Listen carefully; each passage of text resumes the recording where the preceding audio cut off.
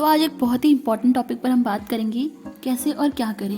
तो सबसे पहले एडमिशन के टाइम पर आपको कॉलेज बिल्डिंग के फर्स्ट फ्लोर पर आना है, एडमिशन सेल जिसे बोल रहे हैं।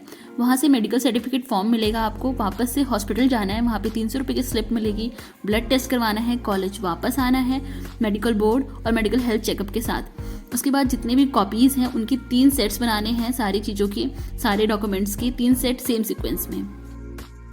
आपको कॉलेज आना है, आपकी प्रेजेंस मैंडेटरी है, आपको सारे डॉक्यूमेंट्स चेक करवाने हैं, फीस पेमेंट करनी है और आपका एडमिशन हो जाएगा।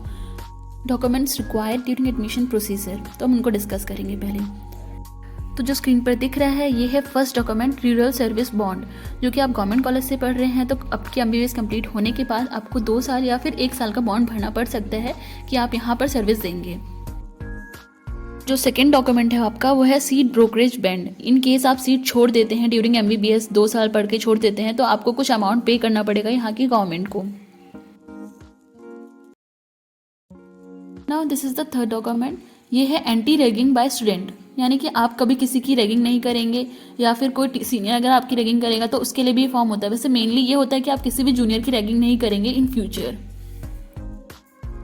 फोर्थ डॉक्यूमेंट जो है वो है एंटी रैगिंग बाय पेरेंट्स, यानी कि आपके पेरेंट्स कभी भी किसी जूनियर की रैगिंग नहीं करेंगे या फिर पेरेंट्स किसी भी बच्चे की रैगिंग नहीं कर सकते, किसी के भी parents.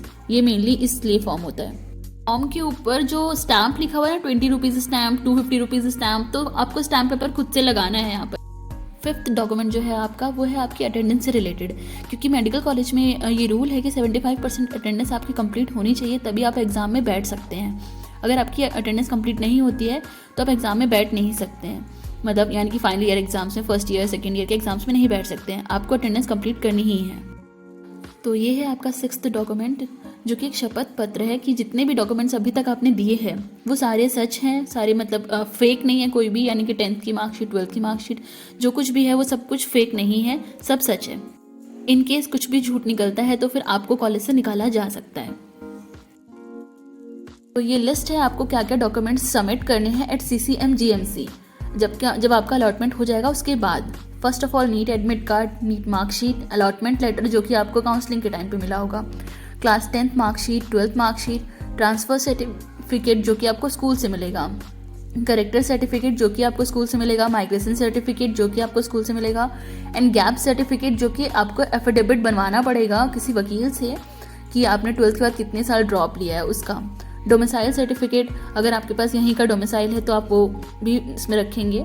Income certificate for last 3 years, अगर ये सिर्फ OBC वालों के लिए, सबके लिए नहीं है। कास्ट सर्टिफिकेट अगर कोई रिजर्व कोटा है आपका।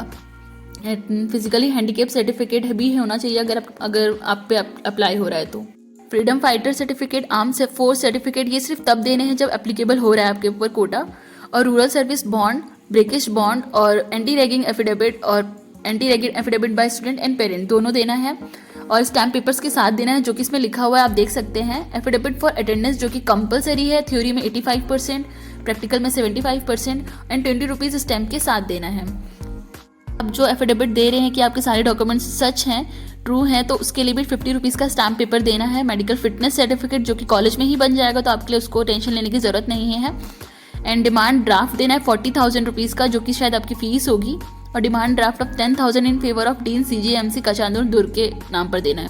आधार कार्ड का जेरोक्स देना है आपको। पासपोर्ट साइज फ़ोटो पूरे 8 देने हैं, मतलब सेट दे देना पूरा। और जितने भी डॉक्यूमेंट्स हैं सबके 3 सेट आपके पास होने चाहिए, सीक्वेंस सेम होना चाहिए सब में। एक सीक्वेंस आपके पास रहेगा और 2 शायद जमा हो जाएंगे, एक तो ओरिजिनल होगा और बाकी 3 फोटोकॉपी अलग से रहेंगी इनकी। और सबको सेल्फ टेस्ट कर देना है, यानी कि खुद से सब में साइन कर देना है। And that's all. Thank you.